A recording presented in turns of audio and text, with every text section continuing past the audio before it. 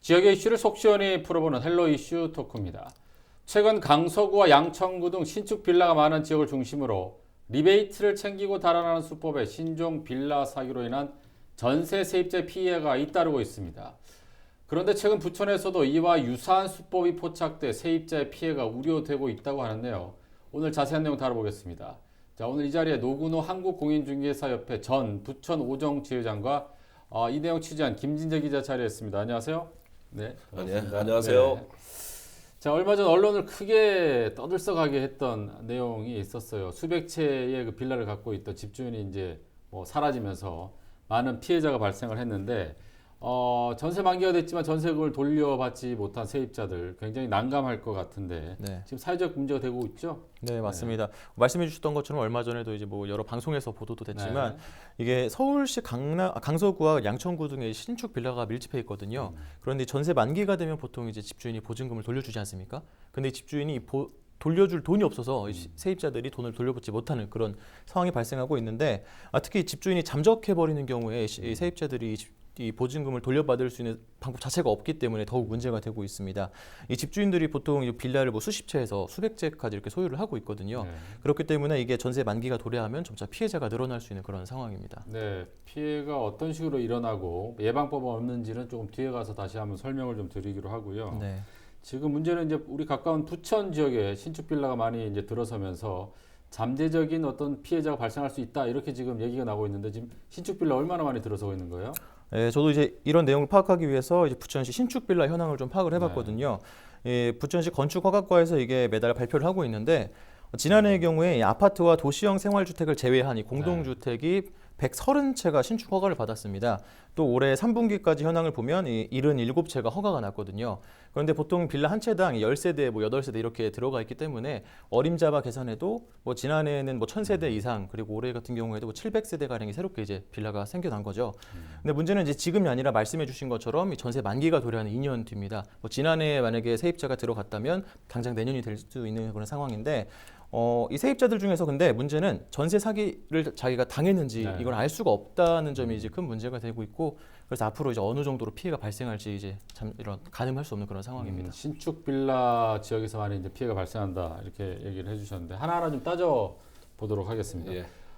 집주인이 수백 채의 빌라를 갖고 있으면 평균 빌라 가격이 한 2억 원 정도로 계산을 해도 수백억 원대의 맞습니다. 재력가로 생각이 드는데 전세금을 돌려줄 수 없다. 그러면 집주인이 전세금을 탕진한 건지 아니면 들고 달아난 건지 그런 상황이죠? 구조는 아닙니다. 네. 지금 집주인이 실제적 주인이 아니라고 봅니다. 네. 우리는 우리가 일반적으로 볼 때 돈을 주고 현금을 주고 빌라를 사가지고 등기를 하고 전세를 놓는 게 일반적인데 이분들은 수백 채 수십 채를 돈을 받고 등기를 하는 겁니다. 그럼 명의만 빌려준다는 이야기죠. 그러고 나서 2년 후에는 이분이 해물이 되는 거예요. 그러면 현재 세입자들이 연락할 수 있는 방법이 전혀 없습니다. 그러다 보니까 중개사고부터 전세 사기 이야기가 나오는 겁니다. 그러면 좀 이해가 안 가는 게 세입자로부터 일단은 전세금을 받을 거고요. 분명 그 전세금은 누군가에게 갔을 텐데 도대체 이 전세금은 어디로 간 거예요? 자, 건축을 하시는 분들이 제가 빌라를 2억 5천에 분양을 합니다. 그러면 2억 5천을 분양업자한테 맡기면은 분양업자는 2억 5천에 가지고 전세금이나 분양금이나 똑같이 전세를 2억 5천에 빼는 거죠. 그러면 빼면은 일단 전세를 2억 5천에 빼놓고 또 나머지 매니저를 하나 구해가지고 그래서 이제 다시 매도자를 바꾸는데 그 과정이 리베이트가 한 2천만 원 들어가 있습니다. 그 리베이트는 누구한테 주는 거예요? 그 분양업자가 2억 5천에 받아오면은 그 안에 입금이 2억 3천이 건축업체한테 주고 나머지 2천만 원 갖고 이 분양업자가 작업을 하는 거죠. 명의자에게 매니저한테 일부 주고 공인중개사한테도 주고 중개사가 만약에 했다면은 전세 그 비용으로 좀 주고 또 등기 취득료 내는 데가 한 400 정도 들어갑니다. 그러다 보면은 2천만 원 중에서 모든 작업을 하고 실제적으로 한 1천만 원 정도는 그 중간에 뿌르카가 가져간다는 이야기죠. 그러다 보니까 전세금은 2억 5천이 들어왔는데 그 2억 5천이 사실 건축업자 2억 3천 가져가고 2천만 원 깨지다 보면은 나중에 이 5천 내를 줄 내줄 사람이 없는 겁니다. 이런 구조로 가기 때문에 이전 후에 굉장히 사회적 문제가 된다는 이야기죠. 얼핏 들어보니까 좀 복잡한데 예. 이게 신종 수법인지 뭐 사기는 아니라고 아까 예. 좀 말씀을 하신 것 같아요. 좀 전에 이게 신종 수법이에요? 아니면 신종수법은 아니고요. 네. 자, 우리 5년 전에 네. 부천에 뉴타운이 풀렸습니다. 네. 그 건축을 할 수 있었고 그러다 보니까 모든 저 구옥이나 빌라 오래된 걸 다 부수고 네. 신축을 다 했습니다. 네. 그때는 경기가 괜찮다 보니까 분양이 잘 됐죠. 분양이 잘 됐는데 이제 가다 보니까 그 공급도 많아지고 네. 또 저 작년에 정부에서 9.13 대책에 대출금을 묶었습니다. 그게 60% 70% 묶어버리니까 네, 네. 분양 자체가 힘든 거예요. 자, 1가구든 60%. 네. 또 뭐 가구가 많으면 아예 안 되는 경우도 있으니까 가는데 전세는 전세 자금 대출은 90%, 95% 심지어 100%까지 올라가는 겁니다. 네. 그러면 2억 5천짜리 90% 가면은요 2,500만 있으면 들어가요.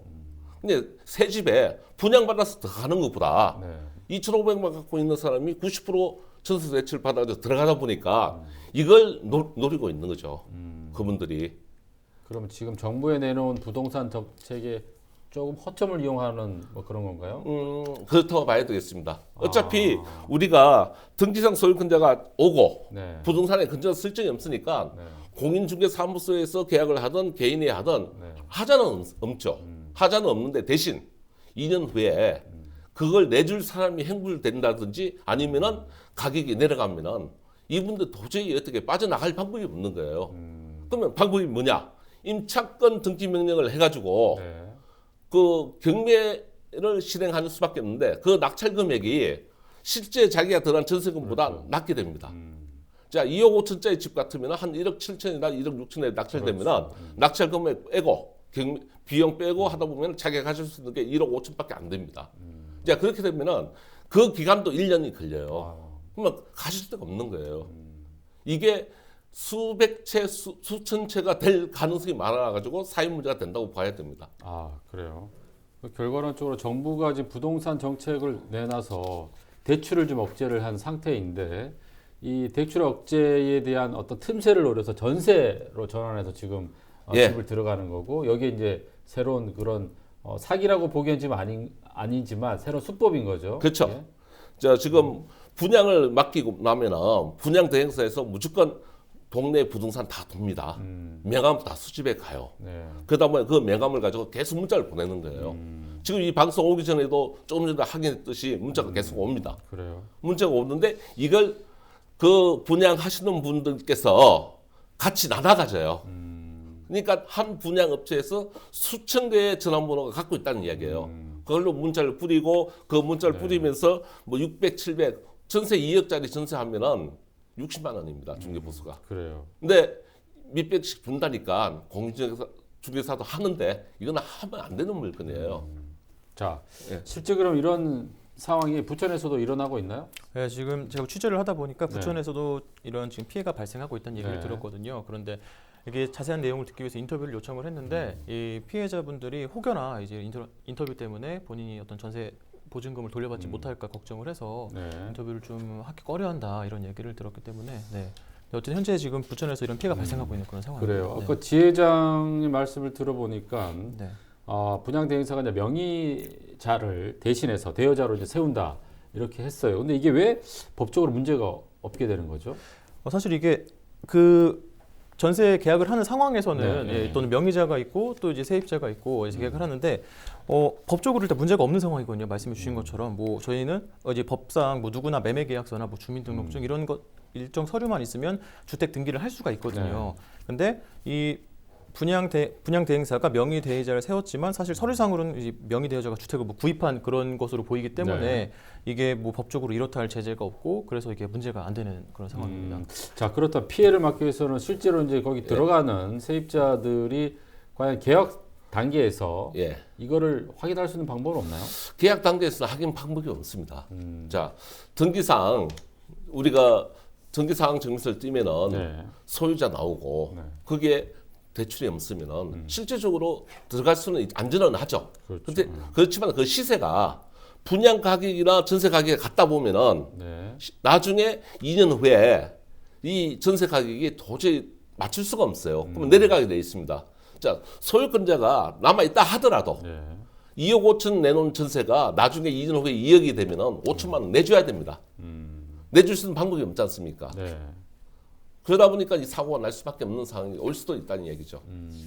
이런 분양 대행사들이 실제로 공인중개사들한테 접근을 많이 한다면서요? 예, 예. 예. 뭐 조금 전에도 문자를 받았다고 말씀하셨는데. 예, 예. 뭐 어쨌든 그 주위의 가격이나 모든 거는 중개사가 다 알고 있습니다. 그러다 보니까 그 분양하시는 분들이 제일 최고 문제가 공인중개사를 치고 들어옵니다. 다 물건을 뿌리고 전세를 뿌리고 하는데 실제적으로 중개사법은 공인중개사는 초과 금품을 받으면 네. 1년 이하 징역이나 1,000만 원 이하 벌금에 가처분에 처하게 돼 있어요. 벌금에. 그래서 결국은 나치는 공인중개사뿐입니다. 아. 제일 극대되는 게 그런 문제인데 실질적으로 등기 다 제대로 하고 예? 대출 없는 집에 새 집에 전세를 놨으니까 그 중간에 그 브로커를 하시는 분들은 합법적으로 이제 갔습니다. 근데 나중에 보면은 그 들어간 세입자가 어디로 갑니까? 주인이 없으면은 공인중개사 사무실을 찾아오게 돼 있어요. 그렇죠. 그러다 보면 시끄럽게 되고 그러면 그 우리가 더 받은 게 만약에 있다면은 중개보수 초과해서 받은 게 있다면은 그게 우리가 또 부천시 부동산과에서 조사 나오게 되고 그러다 보면은 우리도 영업 정지가 나올 수 있다는 이야기죠. 혹시 이런 걸 악용하는 공인중개사가 좀 또 있지 않을까요? 뭐 리베이트를 준다고 하니까. 예, 처음에는 좀 했었는데요. 네. 이게 사회 문제가 된다는 걸 계속 강조를 했었습니다. 네, 네. 그리고 교육도 한번 했을 거예요. 그러다 보니까 많이 바뀌었는데 네. 지금 하는 거는 거의 분양을 하시는 분들, 네.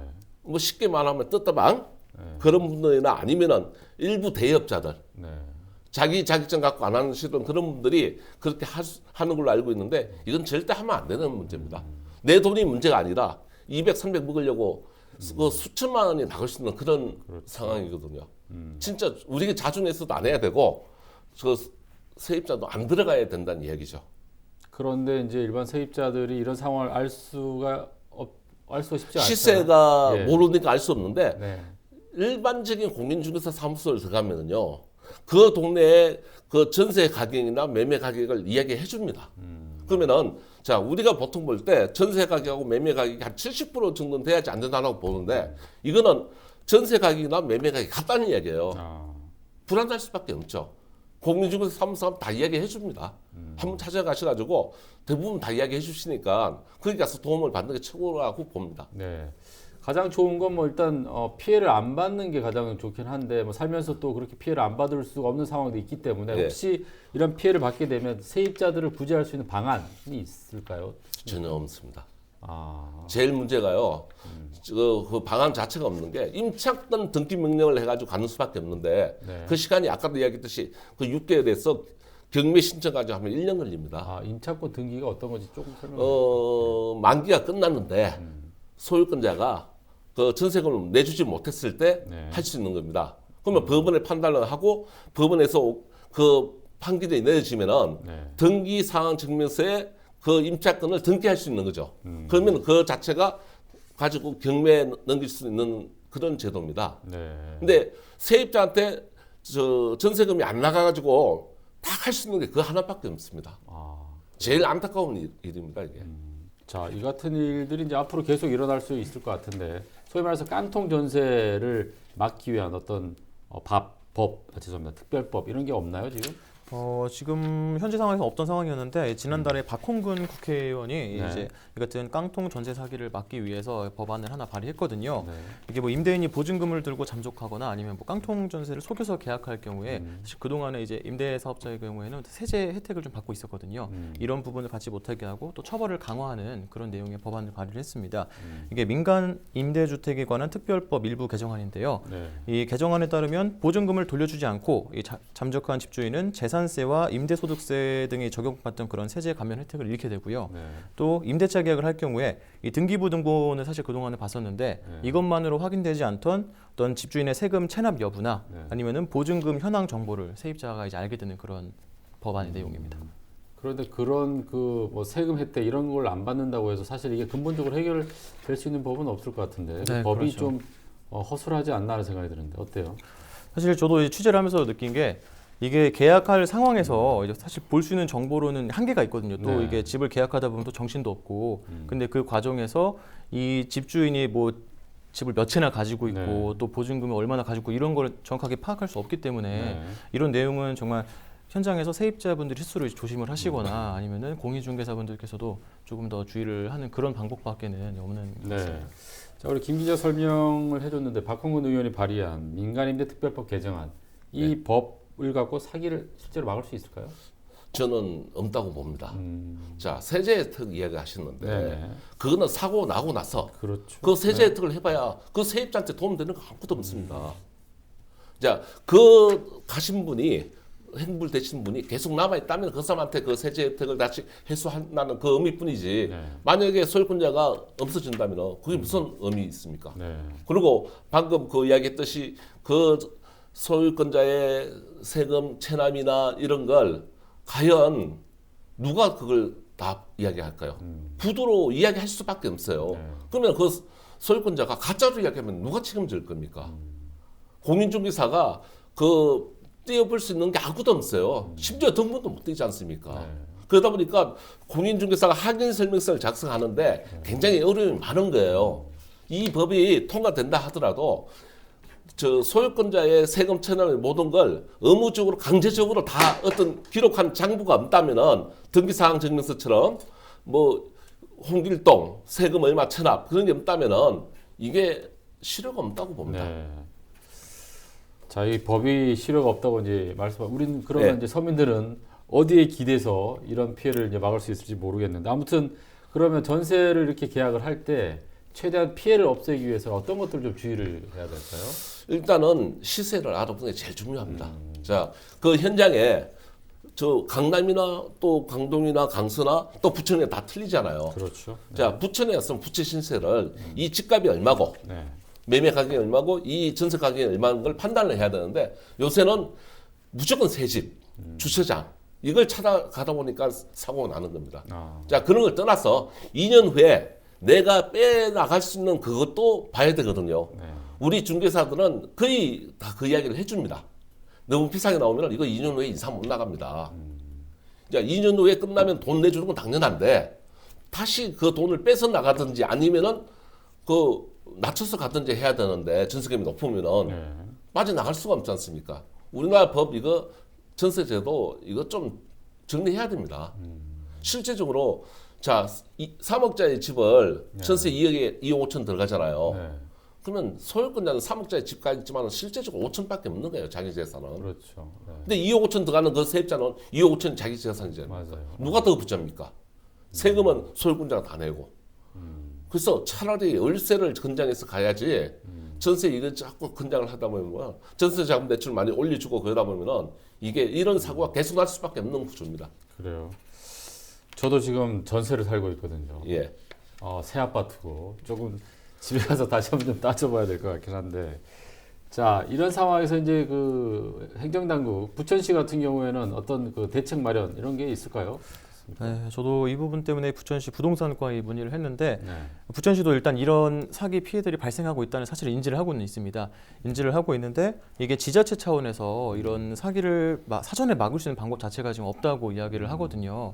왜냐하면 이게 부천시 뭐 지역 여러 개가 있겠지만 거기서 일어나는 모든 어떤 거래들을 부천시가 다 파악을 할 수가 일단 현실적으로 파악을 할 수가 없고요. 그리고 파악을 한다 하더라도 그 집주인이 정말로 그런 사기의 어떤 위험성이 있는 사람들인지 자체를 조사할 권한이 없기 때문에 부천시에서도 지금 현재 할 수 있는 거는 그냥 지역 공인 중개사들에게 이러이러한 사기 피해가 있으니 거래 시 주의해달라 이렇게 당부하는 정도밖에는 할 수 있는 방법이 없다고. 네. 그럼 결국은 본인이 피해를 입지 않기 위해서 본인이 이제 조심해야 된다. 그 방법밖에 없다는 건데 아무튼 오늘 주 회장님 말씀 고맙고요. 앞으로 피해가 계속 나올 수 있기 때문에 기회가 되면 다시 한번 모시도록 하겠습니다. 자, 오늘 말씀 감사합니다. 예, 고맙습니다. 자, 깡통 전세 무엇이 문제인지 오늘 헬로 이슈 토크에서 짚어봤습니다. 네, 지금까지 헬로 이슈 토크였습니다. 시청해주신 여러분 고맙습니다.